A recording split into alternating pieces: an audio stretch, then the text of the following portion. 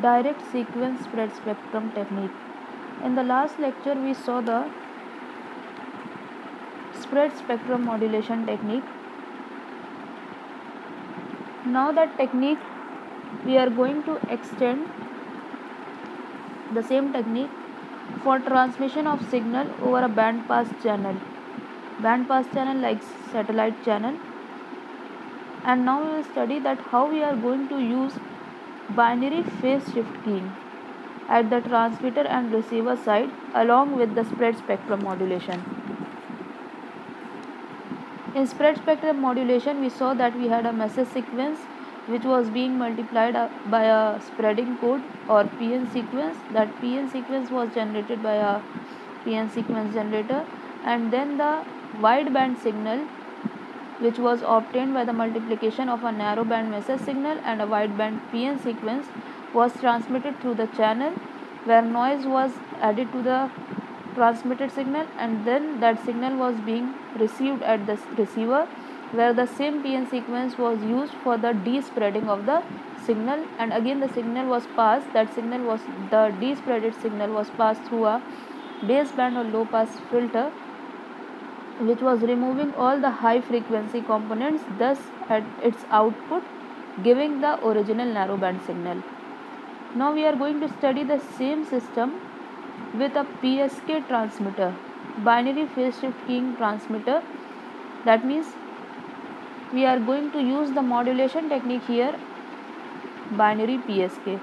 So this is the block diagram of a direct sequence spread spectrum with a coherent PSK transmitter. This is nothing else. See the first two blocks are the same which was used in spread spectrum modulation block diagram. We are giving the binary sequence dt. Binary sequence is in the form of zeros and ones. It is being given at NRZ encoder. What will NRZ encoder do? It will encode 0 digit by negative polarity of voltage, suppose -1, and it will encode binary 1 by positive voltage polarity, suppose +1. That is, for 0 we are using the scheme -1 volt, and for binary 1 we are using +1 volt.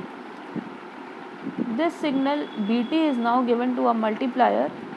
Multiplier is represented by a cross in the block diagram, see, and the other input to this multiplier circuit is CT, which is nothing else but that same PN sequence studied earlier. This PN sequence comes from a PN code generator, which is nothing else but a LFSR, linear feedback shift register. The output of the multiplier is empty, which now passes through a binary PSK modulator. Binary PSK modulator means we will also need a carrier frequency here, a carrier. So the other input to the modulator circuit is a carrier signal, and at the output of the modulator we will get BPSK modulated direct sequence spread spectrum signal XT. Now let us see the waveforms of the DS BPSK transmitter. See, MT is the input to the modulator. MT will be in the form of -1 and +1. Remember that MT is the spreaded signal because MT comes by multiplying BT into CT, and CT is the PN sequence which has wide bandwidth. That is why MT is the spreaded signal, which is in the form of -1 and +1. Okay. Then see, next we have carrier. We have a sinusoidal carrier here. The equation for carrier is represented by C equation 6.9. The equation for the carrier is given by √2 PS sine 2 pi FCT. So this carrier is nothing else but the normal sinusoidal carriers which we have studied in the modulation techniques, in the digital modulation techniques like ASK, PSK and FSK. Now see how the carrier is being, how we are changing the phase of the carrier according to the message signal MT. When the message changes from 0 to 1 or 1 to 0, there is a phase reversal of 180 degree in the carrier. That is why this modulation technique is known as phase shift keying, binary phase shift keying, because we have two symbols, zeros and ones, and when we change from 0 to 1 or 1 to 0, we will get a phase reversal of 180 degree. So xt will be equal to mt into v carrier. V carrier is given by equation 6.9 root 2 ps sin 2 pi fct, and we know that mt is in the form of either plus 1 or minus 1. That means xt will be equal to equation 6.10c. 6.10 xt will be equal to plus minus root 2 ps sin 2 pi fct. So this is basically the equation of BPSK waveform. Now what will happen at the receiver end?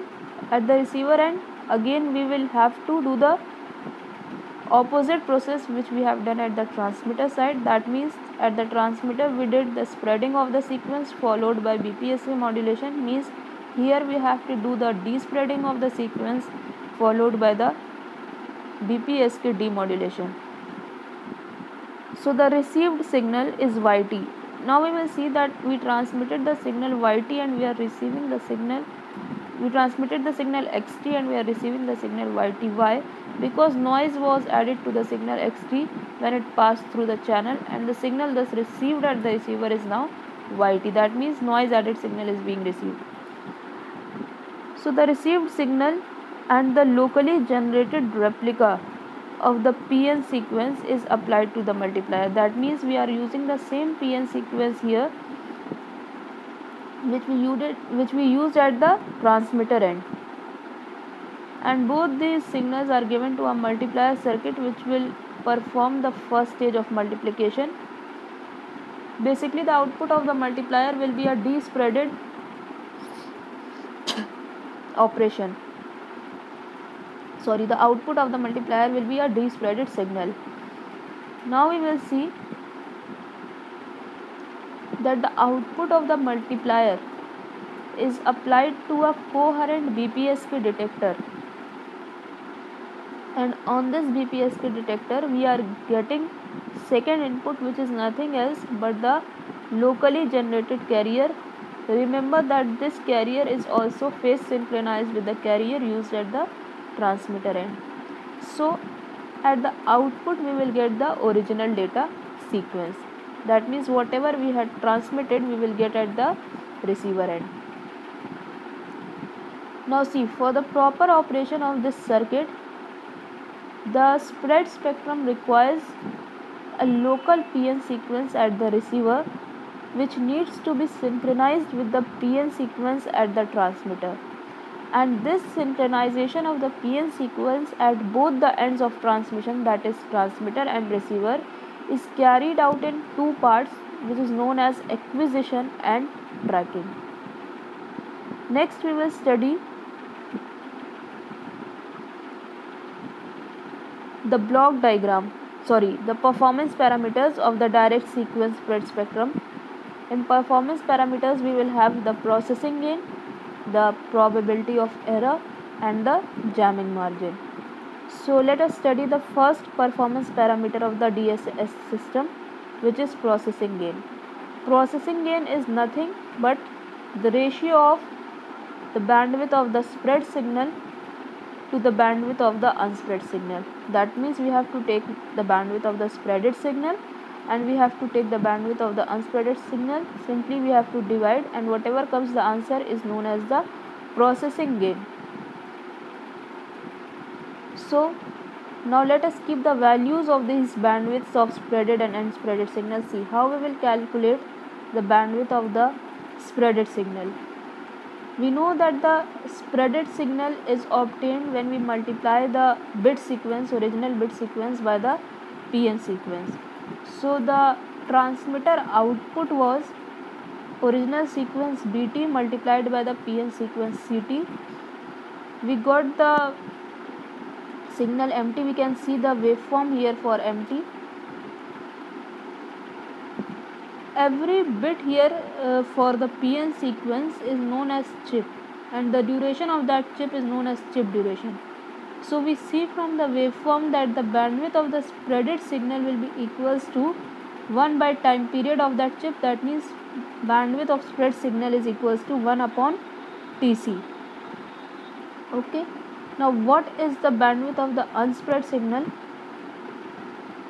It is the reciprocal of the bit period. That means if bt is equals to 1010, then what is the bit period of one bit there?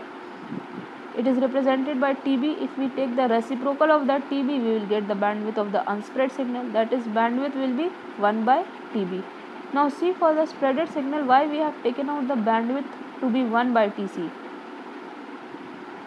Because there, for the spreaded signal, one bit was one chip, and one chip was one chip duration. One chip was represented, the duration of that one chip was represented by TC. So bandwidth will be 1 by time period, that is 1 by TC. And here, because one bit is represented by the duration of TB, the bandwidth for unspreaded signal will be 1 by TB. So simply keep the values of bandwidth for both the case in the formula of processing gain. We will get equation 6.14, that is 1 upon TC divided by 1 upon TB, which will be equals to TB by TC. Now we know that TB is n times TC, so n TC upon TC, TC will cancel out, processing gain will come to be equals to n. So this is the first parameter, performance parameter of a DSSS system, which is known as the processing gain, and it is a very important parameter which is used in the numericals.